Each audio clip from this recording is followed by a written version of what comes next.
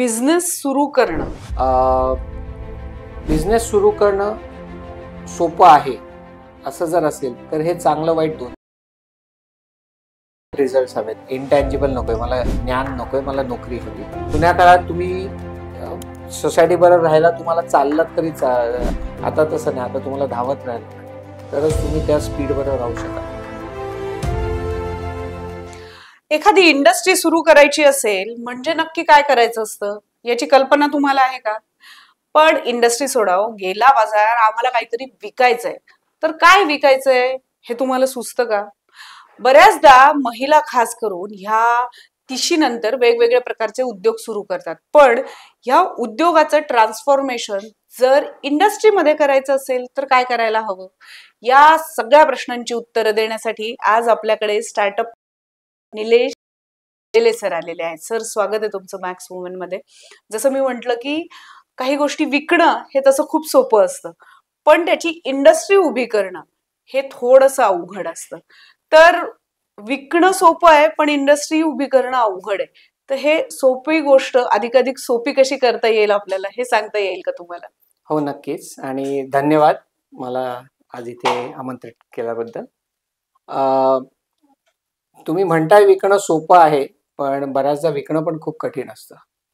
आणि त्याचं कारण हे आहे की एखादी गोष्ट जे आपण बनवायला लागतो, आपण त्याचा अभ्यास केलेला नसतो की मार्केटमध्ये खरंच त्याची गरज आहे का. त्यामुळे मी बराचदा ॲडवाइस करतो की तुम्ही मार्केट बॅकवर्ड जा रादर दॅन प्रॉडक्ट फॉरवर्ड जा.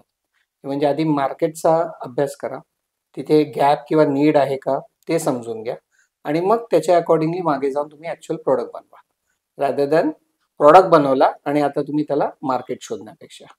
पण ठीक आहे, समजा तुम्ही जर लकी असाल आणि तुम्हाला मार्केट खूप सहज मिळालं असेल तर त्याला कसं वाढवायचं हे ह्याच्यात चॅलेंजेस येतात. कारण जेव्हा तुम्ही छोट्या प्रमाणात करत असता तर जनरली तुम्ही ऑटोमेशन वापरत नाही.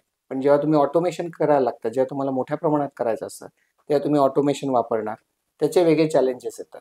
एक साधं उदाहरण देतो मी की आपण जेव्हा पोळ्या बनवतो, जेव्हा तुम्ही घरगुती लेवलला पोळ्या बनवता तर आपण त्या लाटतो. त्या लाटण्याच्या मोशनमध्ये आपण त्याला शिअरिंग म्हणतो, ज्याच्यामुळे त्याचं ग्लुटेन ओढलं जातं आणि त्या पोळीला एक वेगळं टेक्स्चर यायचं, ती छान मऊ आणि चांगली लागते. पण हे जेव्हा तुम्ही स्केलला करायला जाणार तर तुम्ही अशा बायका बसून तुम्हाला लाटता येणार नाही, खूप वेळ लागतो. खूप वेळ लागतो. त्यामुळे तुम्ही ऑटोमेशनकडे वळणार. तर टिपिकली लाटण्याचं पण जर तुम्ही ऑटोमेशन केलं तर त्याला तुम्ही स्टॅम्पिंग करतात. म्हणजे तुम्ही तो गोळा घेता आणि असं स्टॅम्प केल्यासारखं हे करून त्याला तुम्ही ते लाटल्यासारखं केलं. पण ते लाटण्याचा इफेक्ट न दिल्यामुळे त्या गोळ्याचा शिअरिंग झालेलं नसतं आणि त्याच्यामुळे त्याची टेस्ट पण तशी त्याचं ते ग्लुटेन फॉर्मेशन न झाल्यामुळे त्याला ते एक फ्लफीनेस किंवा जे आपण खुसखुशीतपणा म्हणतो तो येत नाही. आणि म्हणून आज जिथे जिथे तुम्ही ऑटोमेशन त्यांनी केलेलं असलं, जसं शिर्डी संस्थानाच्या किचनमध्ये पण जर तुम्ही गेलात तर लाटण्याची क्रिया ही अजूनही बायका बसूनच ते करतायत. पण पुढचं जे आहे की पुढचं जे प्रोसेस आहे की भाजणं एका साईडला, मग ती उलटी होते दुसऱ्या साईडला, ह्याच्यात त्यांनी ऑटोमेशन केलेलं आहे. त्यामुळे असे काही चॅलेंजेस येतात. किंवा अजून एक छोटं उदाहरण देतो की आपण जो बुंदीचा लाडू बनवतो त्याचं जे हाताने वळणं आपण जे म्हणतो ते कधीही तुम्हाला मशीनने येत नाही. त्यामुळे तुम्ही ज्या स्केलला जाता, तिरुपतीचा लाडू हा एक उदाहरण आहे की त्या स्केलला मग त्यांनी जे लाडू बनवलेले ते एवढे गच्च आणि असतात की जे खरे बुंदीचे लाडू आहेत ते होत नाही. आणि तो चॅलेंज बऱ्याच बिझनेसेस मध्ये येऊ शकतो जेव्हा तुम्ही स्मॉल स्केलला करता आणि तुम्ही लार्ज स्केलला गेल्यावर तुम्हाला ऑटोमेशन करायला लागतं, तर त्या बऱ्याच गोष्टी येत नाही. एकंदरीत आपण बघतो की कुठला तरी कच्चा माल असतो जो माझ्या आजूबाजूला खूप मोठ्या प्रमाणावर तयार होतो. मग मला असं वाटतं की अरे हा कच्चा माल उपलब्ध आहे तर याच्यातनं मी फॉर एक्झाम्पल असं आपण गृहीत धरूया की तुरीच्या शेंगा शेतात बऱ्याचशा लावलेल्या असतात, खूप मोठ्या प्रमाणावर येतात.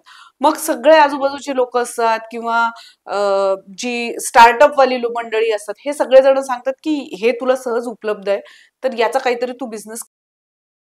तर हे असं तयार करून खरंच एखादा बिझनेस उभा करता येतो का? नक्कीच. सो कुठलाही बिझनेस, खास करून फूड बिझनेस किंवा माझ्याकडे जेव्हा लोक येतात तेव्हा मी त्यांना सांगतो की आयदर तुम्ही रॉ मटेरियलच्या तरी जवळ पाहिजे, नाहीतर एंड मार्केटच्या तरी जवळ पाहिजे. लॉस तुम्हाला दोन्ही साईडला नाही येणार. आता जे तुम्ही उदाहरण दिलंय त्याच्यामध्ये तुम्ही रॉ मटेरियल किंवा कच्च्या मालाच्या जवळ आहात. तर आता तो कच्चा माल आहे म्हणजे तो लगेच तो विकला जाईल किंवा कुठल्या फॉर्मॅटमध्ये विकला जाईल ह्याचा थोडासा अभ्यास करणं किंवा मग तो बनवल्यानंतर मग त्याचं तसं पोझिशनिंग आपण ज्याला म्हणतो, ब्रँडिंग आपण ज्याला म्हणतो, ते करणं जरुरी आहे. जसं आज मोरिंगा, पण शेवगाच्या शेंगा किंवा त्याच्या पानांचा पाला किंवा पावडर हे आय एम शुअर आपले पूर्वज पण खात आले होते. पण जेव्हापासून ते मोरिंगा झालंय, आज तर मोरिंगा फेस क्रीम पासून हँडवॉश पासून सगळीकडे ते आलेलं आहे. त्यामुळे थोडंसं ग्लॅमर देणं. जसं अजून एक उदाहरण मी द्यायला मला आवडतं की किनोवा नावाचं एक सीड येतं. आज तुम्ही जर नेचर्स बास्केट ह्याच्यात गेलात तर आज माझ्यासारखी वेडी लोक 2,000 रुपये किलोनी ते विकत घेतात. पण त्याच्याच सारखा आपण म्हणू शकतो ज्याला आपण इंग्लिशमध्ये अमॅरॅन्थ म्हणतो. अमॅरॅन्थ म्हटलं तर परत लोक 2,000 रुपये किलो देतील. पण त्याला जर आपण मराठीतला शब्द जो राजगिरा आहे तो वापरला तर त्याला 200 रुपये किलो जास्त कोणी द्यायला तयार होणार नाही.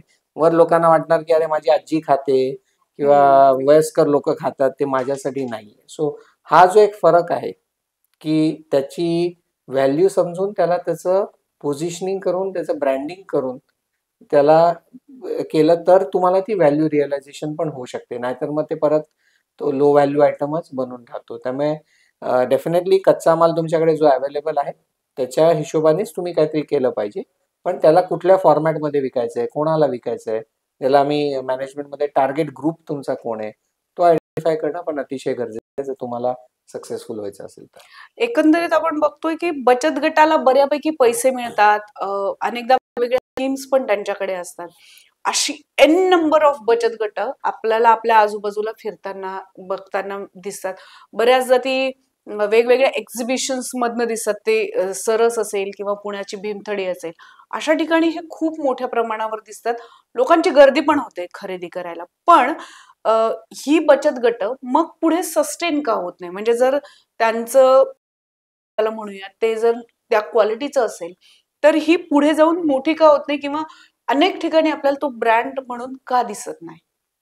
सो आज जर आपण MSMEचं पण जर डेफिनेशन पाहिलं, मायक्रो स्मॉल मिडियम एंटरप्राइजेसचं जे सरकारने जे डेफिनेशन दिलेलं आहे, तर त्याच्यात जर तुमचा 5 करोडहून कमी जर उलाढाल असेल किंवा 1 करोडहून कमी तुम्ही इन्व्हेस्टमेंट केली असेल तर तुम्ही मायक्रो एंटरप्राइज धरले जाता. आणि मग तसं स्मॉल आणि मीडियम.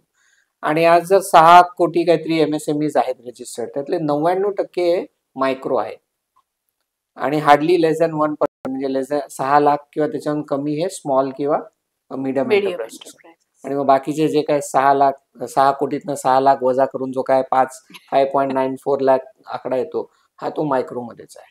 सो ते जर आकडे आपण अजून वेगळ्या प्रकारे जर पाहिले तर ह्याचाच अर्थ तो जो 5 करोड हा जो नंबर आहे टर्नओव्हरचा किंवा 1 करोड हा जो नंबर आहे इन्व्हेस्टमेंटचा, हा तो पॉइंट आहे ज्याला इंग्लिशमध्ये आम्ही इन्फ्लेक्शन पॉइंट म्हणतो. की त्या पॉइंटला ते तुम्ही त्या ट्रॅपमधनं बाहेर पडून तुम्ही मोठे होऊ शकता. किंवा उदाहरण थोडं वेगळं आहे पण आपण जे शिंपला असतो की आधी तो असा बनवत जातो आणि मग एक पॉइंट होतो जेव्हा त्याला काहीतरी होत असणार देवानी किंवा निसर्गाने की ज्याच्यामुळे तो असा जायला लागतो आणि मग असं तो करायला लागतो. सो सेम त्याला इन्फ्लेक्शन पॉइंट म्हणतात की त्या तो डायरेक्शन चेंज होते त्या शेलची जे आपण शिंपला जो बनवतो. तर तसं आता जे मी विचार करतो मला असं वाटतं की 1 कोटी इन्व्हेस्टमेंटच्या वर या 5 कोटी टर्नओव्हरच्या वर त्या बिझनेसला सस्टेनेबिलिटी यायचे चान्सेस खूप वाढत जातात आणि त्यापर्यंत मग तुम्ही स्ट्रगलिंग किंवा हे बचत गट किंवा तुम्ही जे बाकीचे म्हणतात तिथे त्याने तो टार्गेट ठेवला पाहिजे ज्याच्या पुढे डेफिनेटली सस्टेनेबिलिटी 100% मी तरी गॅरंटी देऊ शकतो की तुम्हाला सस्टेनेबिलिटी येऊ शकते. MSME असेल किंवा बचत गट असतील यांना खूप प्रचंड प्रमाणात सरकारकडनं फंडिंग मिळतं असं आपण म्हणूया किंवा फंडिंग पेक्षाही सपोर्टिंग सिस्टीम मिळते असं आपण म्हणूया. पण ह्या बचत गटांचे कन्व्हर्टिंग इंटू ब्रँड म्हणजे त्यांचं ब्रँड होताना मात्र आपल्याला फारसं दिसत नाही. म्हणजे ज्या प्रमाणात व्हरायटी ऑफ स्कीम्स येतात, व्हरायटी ऑफ आता लाडकी बहीण नंतर अनेक बँका ज्या आहेत त्या महिलांसाठी वेगवेगळ्या प्रकारच्या योजना आखताना आपल्याला दिसत आहेत. तर ह्या योजना येतात, सपोर्टिंग सिस्टीम होते, पण त्यांची फार मोठी इंडस्ट्री झाली आहे असं मात्र कुठे दिसत नाही. हे नक्की कशामुळे होतं? सो आधी मी MSME ची जी स्कीम टिपिकली कशी असते ते ती थोडक्यात मी तुम्हाला सांगतो, की समजा तुम्ही 1 कोटीचं प्रोजेक्ट तुम्ही चालू केलात, तर सरकार तुम्हाला 30% 35% अनुदान देते, म्हणजे सबसिडी देते. सो ते तुम्हाला 35% येतात, पण इथे तुम्ही प्रोजेक्ट 1 कोटी चालवलाय. माझ्या कॅल्क्युलेशन प्रमाणे, थंब रूल प्रमाणे तुम्ही जर 1 कोटी गुंतवणूक केली असेल, तर तुम्हाला 3 ते 4 कोटी तरी उलाढाल वार्षिक करणं गरजेचं आहे. तर मग तुमचे ते सगळे खर्च तुम्ही हे करू शकता. आता हे जे 35 लाख तुम्हाला आलेले आहेत सबसिडी, ते छोटे ते त्या 4 लाख टर्नओव्हर गॅरंटी करू नाही शकत. त्याचा आणि त्याचा डायरेक्टली संबंध नाही. ते 4 लाख 4 कोटी उलाढाल तुम्ही तेव्हाच कराल जेव्हा तुमचा प्रॉडक्ट चांगला आहे, लोकांना त्याची गरज आहे, त्याची क्वालिटी चांगली आहे, त्याचं प्राइसिंग बरोबर आहे, लोकांपर्यंत तो पोचतोय, लोकांना आवडतोय. हे ते जे अनुदान आहे 35 लाख, ते या सगळ्या गोष्टी गॅरंटी नाही करू शकत. ते मदत करतं, पण त्यांनी तुम्ही 4 कोटी उलाढालला पोचाल ह्याचं डायरेक्ट कनेक्शन नाहीये. ऑफकोर्स सरकारच्या आणि MSMEच्या अजूनही स्कीम्स आहेत, की तुम्हाला एक्झिबिशनमध्ये जर भाग घ्यायचा असेल तर ते ऑलमोस्ट 100%, खास करून वुमेनना तर 100% सबसिडी आहे. पण तुम्ही एक्झिबिशनमध्ये गेलात म्हणून काय तुमचा प्रॉडक्ट विकला जाईलच, आणि तो विकला गेला तरी त्याला रिपीट येईल ह्याची गॅरंटी नाही. आज जे आपण त्याला FMCG म्हणतो, म्हणजे फास्ट मुव्हिंग कन्झ्युमर गुड्स, त्याच्यात फूड हा पण एक भाग आला. तर मोठ्या मोठ्या कंपनीचं टार्गेट असतं की 80% रिपीट कस्टमर पाहिजे. जर 80% रिपीट कस्टमर नसेल तर परत तुमचा बिझनेस सस्टेनेबल होऊ शकत नाही. तर हे जे कोण उद्योजक तुम्ही आज म्हणतोय आपण, आज महिला बचत असेल, अजून कोणी असेल, त्यांनी हा अभ्यास करणं गरजेचं आहे की त्यांचे रिपीट कस्टमर, म्हणजे परत परत विकत घेणारे त्यांचे कस्टमर हे 80% किंवा त्याच्याहून जास्त आहेत का. आणि मी काही उदाहरणं देतो. आय एम शुअर आपण टूथपेस्ट घेऊया. आपण ऑलमोस्ट लहानपणापासून आजपर्यंत ऑलमोस्ट तीच जी काय वापरतो तीच वापरतोय, किंवा तेल असेल किंवा अजून काही असतील, टिपिकली आपण त्याच ब्रँडचा किंवा तोच जी काही कंपनी असेल 90% तोच रिपीट करतो. म्हणजेच आपण त्या कंपनीचे 80% रिपीट कस्टमर मधले आपण एक आहोत, आणि म्हणून तिथे आहे. आणि हा अभ्यास कुठल्या उद्योजकांनी करणं गरजेचं आहे. जर तो रिपीट कस्टमर 80% कस्टमर जर तुम्हाला मिळत, तुम्हाला सस्टेनेबल व्हायला कठीण जाणार. युट्यूबवर खास करून महिलांसाठी आणि अगदी तरुणांसाठी पण घर बैठे करे उद्योग, घर बैठे कमाईये 1 करोड वगैरे अशा प्रकारचे काय काय बिझनेसेसचे रील्स किंवा व्हिडिओज तयार होताना आपल्याला दिसत, आणि त्याला खूप करोडोंमध्ये व्ह्यूज असतात.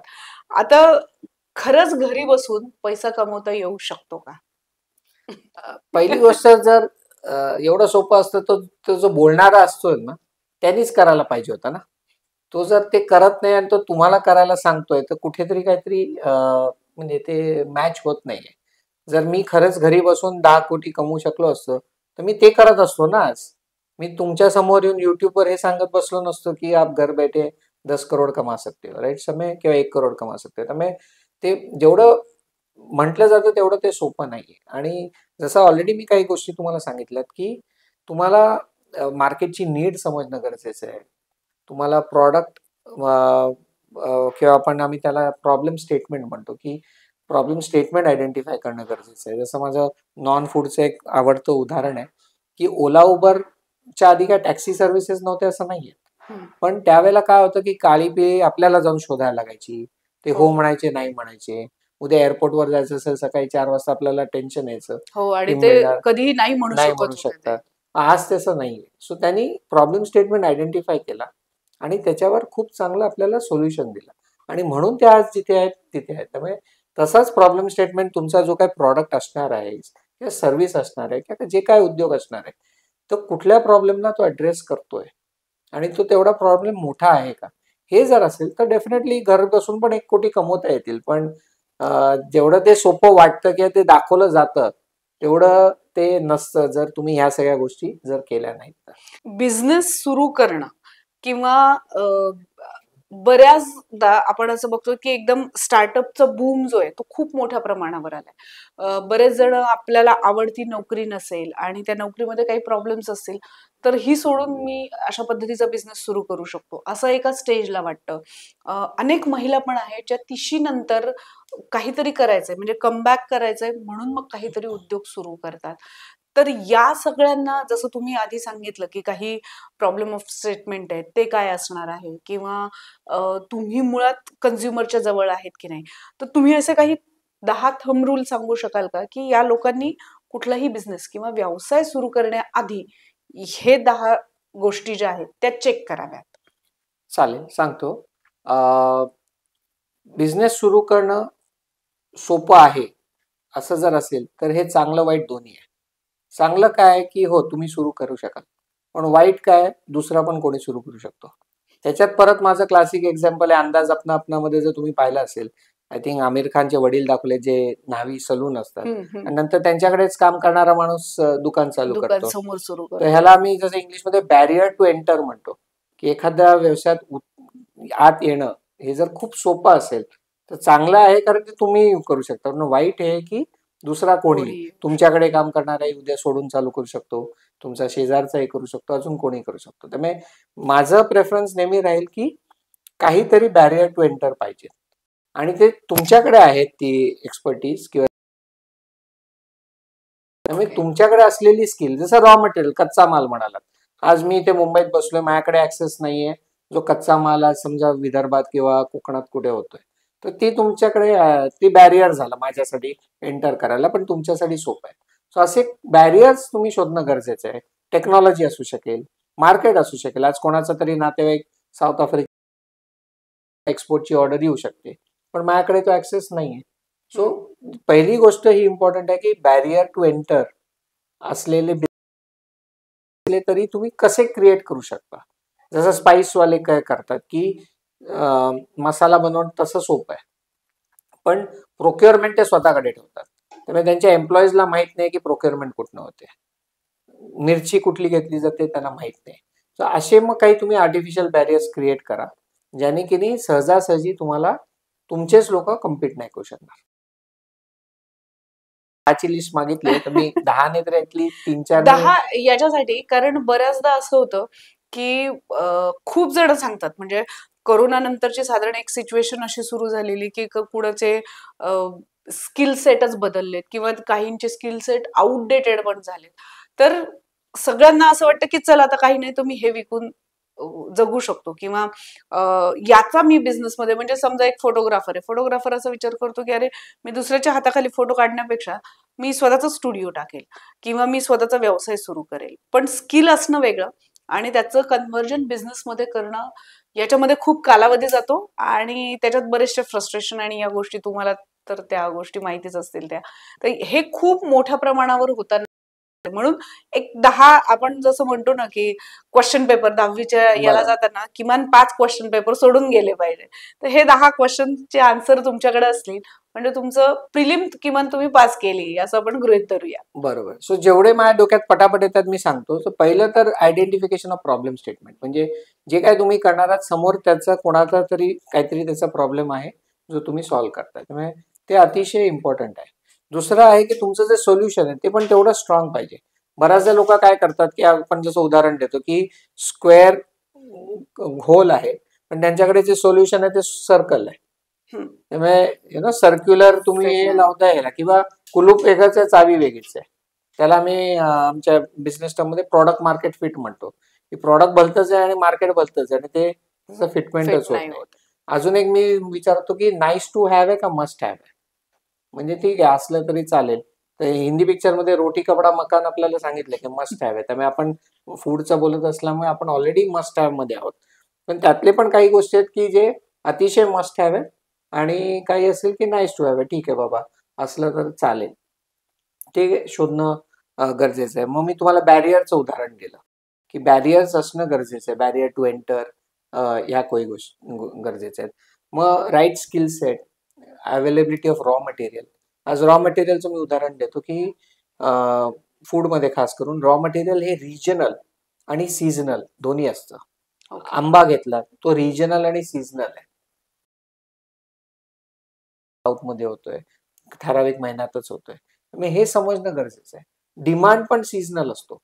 हॉटेलला 7 दिवस, रेस्टॉरंटला सेम डिमांड नसतो किंवा बेव्हरेजेसला 12 महिने सेम नसतं की म्हणजे आपण पॅकेज ड्रिंकिंग वॉटर म्हणूया की. त्यामुळे हे छोट्या छोट्या गोष्टी अतिशय महत्वाचे आहेत. आणि बऱ्याचदा म्हणून मी हाही ऍडवाइस देतो की जोपर्यंत तुम्ही 365 दिवस धंदा करत नाहीत तोपर्यंत तुम्हाला त्यातले सगळे छोटे छोटे नुआन्सेस हे समजत नाही. आणि हे स्विमिंग केल्यासारखं आहे की बाहेर बसून आम्ही तुम्हाला कितीही सांगू शकतो की हात असे मारा, पाय असे मारा, पण जोपर्यंत तुम्ही स्वतः पाण्यात उतरून स्विमिंग करत नाही तोपर्यंत तुम्ही ते शिकू शकत नाही. त्यामुळे हाच ह्या एंटरप्रेन्योरशिप किंवा स्टार्टअपचं हो, पण म्हणजे मिनिमम 365 डेज हा तुम्ही बिझनेस करू शकाल का एवढं बघायला हवं. ज्याबद्दल तुम्ही म्हणालात फूड इंडस्ट्री, आपण बघतो की फूड इंडस्ट्रीमध्ये कोरोना नंतरचा जो कालावधी होता त्याच्यात किमान एवढं लक्षात आलं की काही नसलं तरी फूड सतत चालणार आहे. म्हणजे जेव्हा सगळं बंद होतं, लॉकडाऊन झालेलं होतं, तेव्हा काही नसलं तरी फूड मात्र सुरू होतं. अशा सिच्युएशन पासून आता आपण थोडंसं पुढे आलेलो आहे. या इंडस्ट्रीमध्ये खूप प्रकारचे व्हेरिएशन्स झालेले आपल्याला दिसून येत आहेत. म्हणजे अगदी आपण खाली गेलो ते 4-5 वडापावच्या गाड्या आहेत इथपासून ते ऑर्गॅनिक फार्मिंग इथपर्यंत. इथपर्यंत आपण खूप लांबचा प्रवास केलेला आहे. जसं आणि त्या सगळ्या प्रोडक्टमध्ये किमतीमध्ये पण तितके व्हेरिएशन्स आहे. तर ही इंडस्ट्री ग्रो होणं आणि या इंडस्ट्रीला किती बिझनेसमन खरंच ऑक्युपाय करू शकतात. म्हणजे याच्यात फूड इंडस्ट्रीमध्ये बिझनेस करायचं प्रमाण किंवा बिझनेस सॅच्युअर झालेले आहेत का? तुम्हाला याबद्दल नक्की काय वाटतं? सो 2-3 गोष्टी. एक हे त्याच्यात ऍटलिस्ट 8 ते 10 कोटी लोक असे आहेत जे ऍव्हरेज अमेरिकन पेक्षा श्रीमंत आहेत. सो त्यांची रिक्वायरमेंट वेगळी आहे. तुम्ही ऑर्गॅनिक फार्मिंग, व्हर्टिकल फार्मिंग, अजून काय काय जे आपण बघतो फार्मिंग साईडला, ते ते 8 ते 10 कोटी लोक. 60-70% लोक असेही आहेत म्हणजे 100 कोटीच्या आसपास, जे हार्डली 300-500 रुपये पर डे वर जगतात. ची नीड वेगळी आहे. त्यामुळे तुम्हाला टार्गेट ग्रुप आयडेंटिफाय करणं गरजेचं आहे. सगळे 140 कोटी लोक काही तुमचा कस्टमर होऊ शकत नाहीत. तुम्हाला तुम्हाला कुठल्या ह्याच्यात खेळायचंय ते करणं गरजेचं आहे. दुसरं आहे की जे माझं अजून एक खूप आवडतं उदाहरण आहे की आपण जे काही कन्झ्युम करतोय ऍग्रिकल्चर अँड फूड भारतात, ते ऑन अन ॲव्हरेज US डॉलरमध्ये अराउंड $500 बिलियन आहे. हो. रुपयात जर ते केलं तर 40 लाख कोटी आहे. तर 140 कोटी जर फॅमिलीज लोक पाहिले तर ते 40 कोटी फॅमिलीज मध्ये येतात. आणि समजा आपण इकडे म्हटलं की 40 लाख कोटी आपण कन्झ्युम करतोय मोठा मोठी, ऑन अन ॲव्हरेज प्रत्येक फॅमिली महिन्याला 10,000 रुपयाचं ऍग्रिकल्चर फूड प्रोडक्ट्स कन्झ्युम करताय. ओके, नंबर कमी जास्त असेल. मला जो कॉन्सेप्ट सांगायचा आहे तो अतिशय गरजेचा आहे, कारण तिथेच आपले बरेचसे बिझनेसेस फेल होतात.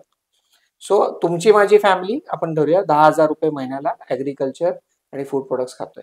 म्हणजे काय खातोय तर डाळ, तांदूळ, हे सगळ्या गोष्टी. आणि हे त्या बास्केटमध्ये खचाखच भरून आहे. आणि आपला ऑफकोर्स ऑडियन्स मुंबई बाहेरचा पण असणार आहे, पण मुंबईच्या लोकांना अप्रिशिएट होईल की हे त्या लोकल ट्रेन सारखं आहे की ती खचाखच भरून आलेली आहे आणि तुम्ही त्या स्टेशनला उभा आहे ज्याच्यात तुम्हाला आत शिरायचं. त्यामुळे तुम्ही काय विचार करताय की काहीही करून आत शिरायचंय, आणि आत शिरल्यानंतर पुढच्या स्टेशनला तुम्ही काय विचार करताय की काही करून त्या उतरायचं किंवा त्यांना आत येऊन द्यायचं नाही. मला आतच राहायचं, अजून माझं स्टेशन यायचंय, पण त्यांना आत येऊन द्यायचं नाही. राईट. सो सिमिलर कॉन्सेप्ट इथे होतोय की ती बास्केट खचाखच भरलेली आहे. आता तुम्ही कितीही चांगला प्रॉडक्ट बनवला तरी तुमचं एम काय असणार की या बास्केटमध्ये शिरायचं.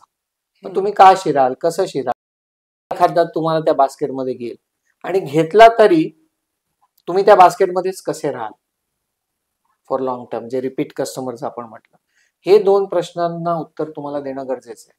बऱ्याचदा बरेच स्टार्टअप्स किंवा कोणी या ह्याच्यात असतात की अरे माझा प्रॉडक्ट किती चांगला आहे, त्यांना असं एक वेगळं हे असतं आपल्या प्रॉडक्ट बद्दल, पण त्यांनी होत नाही. जस्ट बिकॉज तुमचा प्रॉडक्ट चांगला आहे ह्याचा अर्थ त्या बास्केटमध्ये तो जाईल आणि तो बास्केटमध्ये राहील याची कोणीही गॅरंटी देऊ शकत नाही. एक लास्ट उदाहरण सांगतो. डीमार्टमध्ये जर तुम्ही गेला तर आम्ही त्याला SKU म्हणतो, स्टॉक किपिंग युनिट. डीमार्टमध्ये, कुठल्याही डीमार्टमध्ये मुंबईमधल्या टिपिकली 60,000 SKUs असतात. बापरे. फूड, नॉन फूड सगळे. तुम्हाला वाटतंय का ते प्रत्येक आयटम विकला जातो किंवा विकला जाईल किंवा कस्टमर जाऊन तो घेणार आहे? काय करायला लागेल ज्याने की तो विकला जाईल? हे काही छोट्या छोट्या गोष्टी या सगळ्या उद्योजकांनी अतिशय बारीकपणे विचार करून त्याच्यावर स्ट्रॅटेजी क्रिएट करूनच मार्केटमध्ये उतरणार. ते करत नाहीत. त्यांना म्हणतात अरे आपण काहीतरी बनवूया आणि ते आपोआप विकलं जाईल. तसं होत नाही. खरं तर फूड इंडस्ट्रीचं सगळ्यात सुरुवातीचा धागा म्हणता येईल किंवा बिंदू म्हणता येईल तो शेतकरी आहे.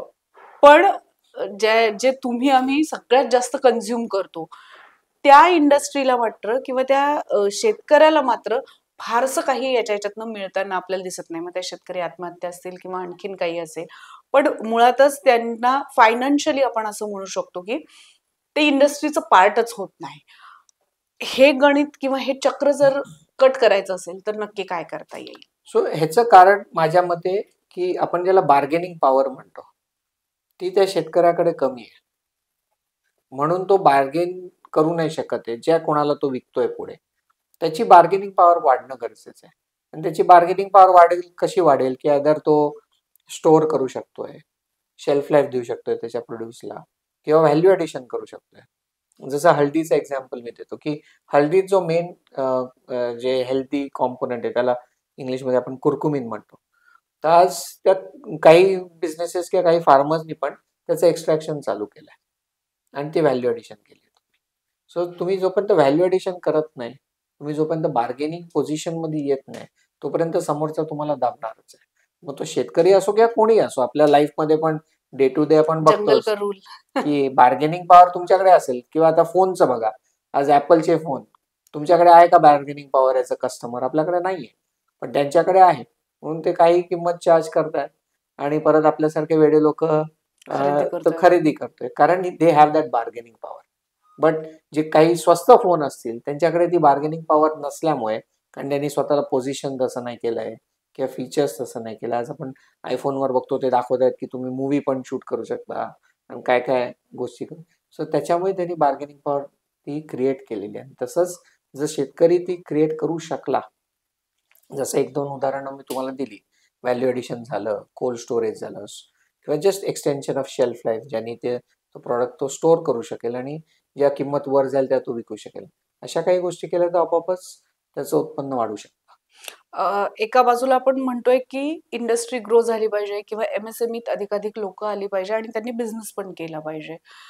पण दुसऱ्या बाजूला आपली एज्युकेशन सिस्टीम जी आहे त्याच्यामध्ये मात्र ह्या गोष्टी फारशा शिकवताना आपल्याला दिसून येत नाही. म्हणजे बिझनेस कसा करायचा, अगदी मराठीच माणूस गेला बाजार काही असेल तर त्याला अगदी फायनान्शियल बजेट पासून शिकवलं जातं शाळेमध्ये. फार फार तर एवढं शिक्षण आपल्याकडे आहे. पण एखादा टेक्नॉलॉजी शिकलेला माणूस जो आहे त्याला उद्या वाटलं की मला बिझनेस करायचा आहे, किंवा एखादा शेतकरी असेल उद्या त्याला वाटलं की मला बिझनेस करायचा आहे, तर यांना शिकवण्यासाठी म्हणून काही नवीन पद्धतीचे कोर्सेस आपल्याला डिझाईन करता येऊ शकतील का, किंवा हे इज आउट कसं करता येईल? सो ऑलरेडी AICT जे आहे, all India council for technical education, ज्याच्या अंडर सगळे इंजिनिअरिंग आणि हे सगळे येतात, तिथे ऑलरेडी त्यांनी इनोव्हेशन सेल्स, ऑन्टरप्रिनरशिप याचे कोर्सेस किंवा ह्याला ऑलरेडी त्यांनी म्हणजे करावं इन्स्टिट्यूट्सनी हे सुरू केलेलं आहे.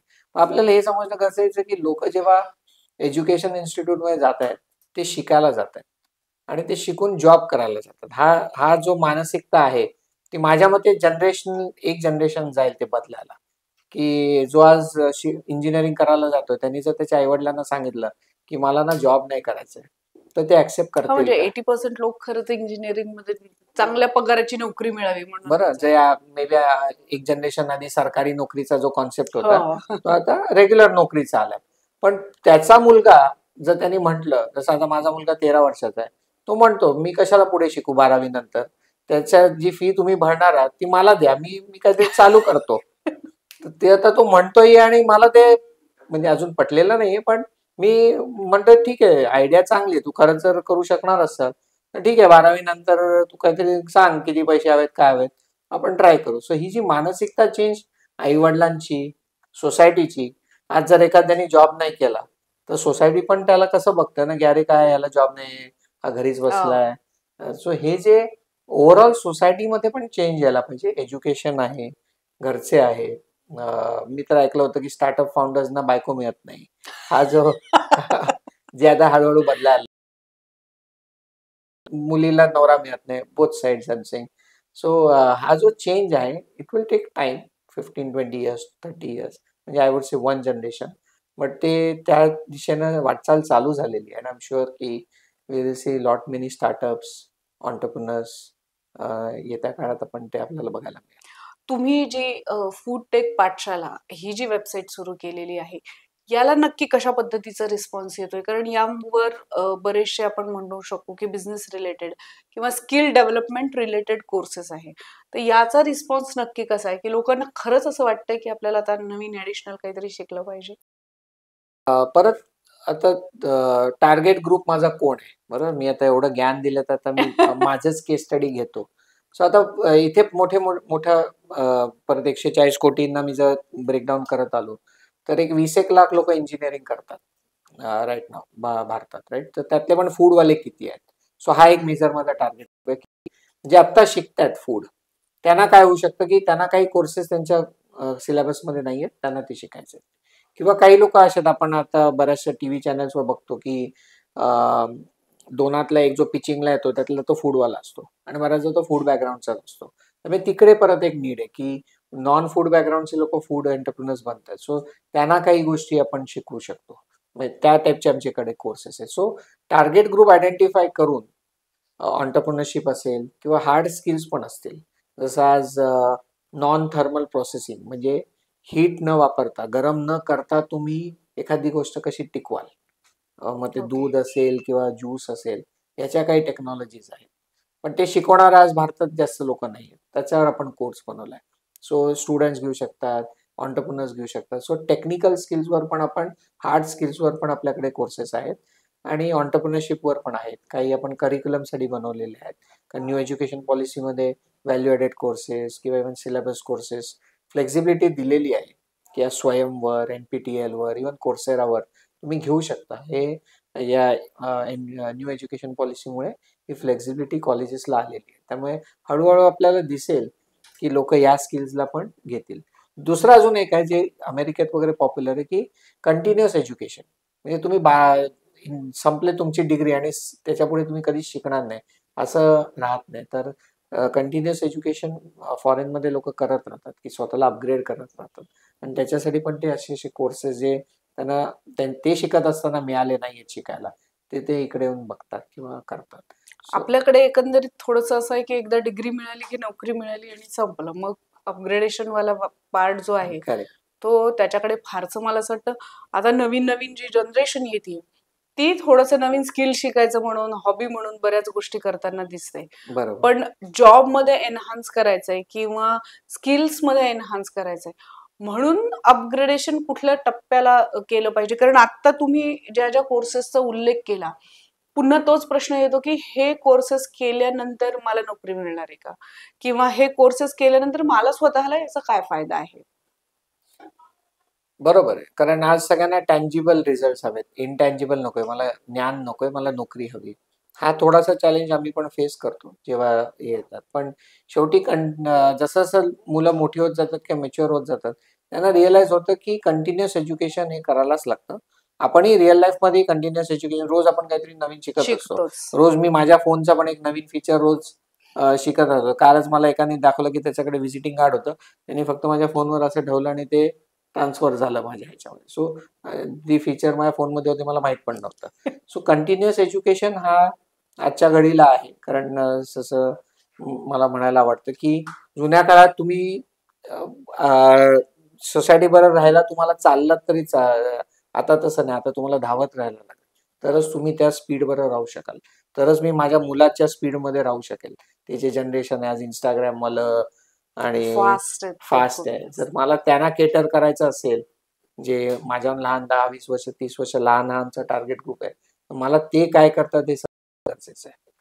पण हेच मला असं वाटतं बिझनेस मधलं मेक आहे असं म्हणायला हरकत नाही, बरोबर. की तुम्हाला त्या इंडस्ट्री बरोबर ॲज वेल ॲज जिकडे ती इंडस्ट्री झाली त्या इंडस्ट्री बरोबर तुम्हाला ग्रो करायला लागतं.